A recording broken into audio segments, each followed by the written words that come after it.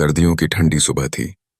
सूरज की पहली किरणें गंगा की लहरों पर सुनहरी आभा बिखेर रही थीं। संगम तट पर अपार जन सैलाब उमड़ा हुआ था। लाखों लोग गंगा, यमुना और अदृश्य सरस्वती के संगम में स्नान करने आए थे। यह दृश्य कोई साधारण दिन का नहीं था, बल्कि विश्व के सबसे बड़े धार्मिक आयोजन महाकुंभ का था, जो हर 12 वर्षों में आयोजित किया जाता है।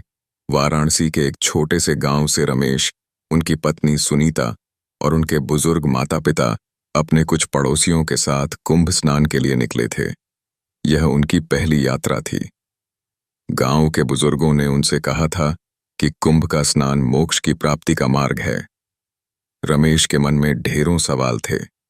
क्या सच में यह स्नान पापों से मुक्ति दिलाएगा? क्या सच में यहाँ देवता भी आते हैं? लेकिन सुनीता को इन सवालों की परवाह नहीं थी। वह तो बस इस यात्रा को लेकर उत्साहित थी।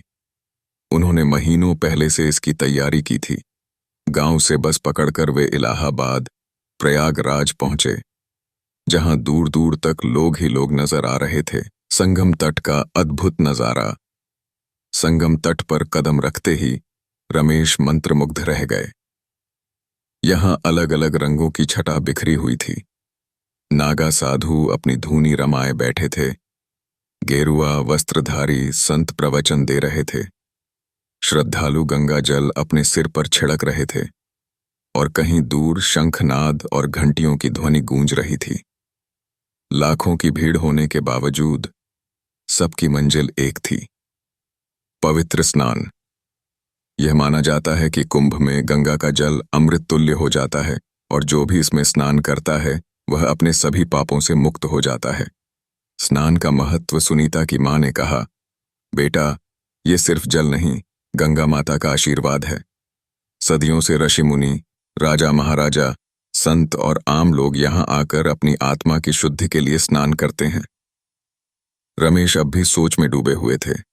उन्होंने देखा कि हर उम्र के लोग, यहां तक कि विदेशी श्रद्धालु भी स्नान कर रहे थे।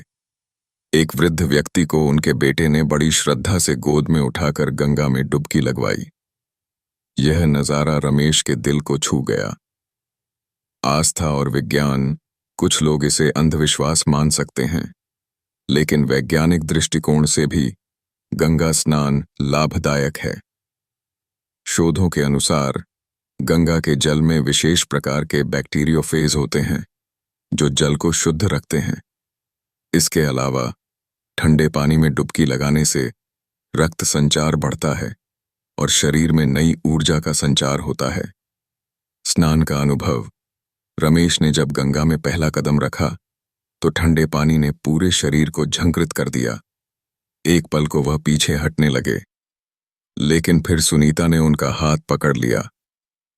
उन्होंने गहरी सांस ली और अपनी आंखें बंद कर लीं। फिर जैसे ही उन्होंने डुबकी लगाई, उन्हें एक अजीब सी शांति का अनुभव हुआ। ऐसा लगा मानो सारे तनाव बह गए हों, जैसे कोई अदृश्य शक्ति उन्हें अपने आंचल में समेट रही हो। डुबकी लगाने के बाद जब वे बाहर निकले तो उनके चेहरे पर एक नई चमक थी। सुनीता ने मुस्कुराकर पूछा, कैसा लग रहा है?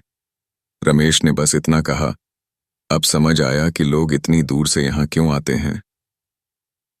महाकुंभ का सामाजिक पक्ष। महाकुंभ सिर्फ एक धार्मिक आयोजन नहीं, बल्कि एक सामाजिक संगम भी है।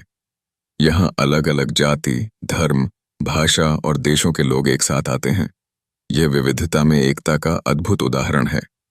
रमेश ने देखा कि कुछ लोग गरीबों को भोजन बांट रहे थे, कुछ चिकित्सा शिविर चला रहे थे, तो कुछ गंगा की सफाई में लगे हुए थे। यह देखकर उन्हें एहसास हुआ कि कुंभ केवल व्यक्तिगत मुक्ति के लिए नहीं, बल्कि पूरे समाज की भलाई के लिए भी महत्वपूर्ण है। विदाई और नई सोच। 4 दिन संगम तट पर बिताने के बाद रमेश और उनका परिवार वापसी के लिए तैयार था, लेकिन वे अब वैसे नहीं थे जैसे यहां आए थे। इस यात्रा ने उन्हें भीतर से बदल दिया था। जब बस रवाना हुई, रमेश खिड़की से संगम की ओर देख रहे थे। उनके मन में अब कोई सवाल नहीं था, केवल श्रद्धा और संतोष का भाव था। उन्होंने उन्होंने मन ही मन निश्चय किया कि वे अगली बार भी महाकुंभ आएंगे, लेकिन इस बार केवल स्नान के लिए नहीं, बल्कि सेवा कार्यों में भी भाग लेंगे। महाकुंभ सिर्फ एक आयोजन नहीं, बल्कि आस्था, परंपरा और मानवता का संगम है। एक ऐसा अनुभव जो जीवन भर दिल में बसा रहता है।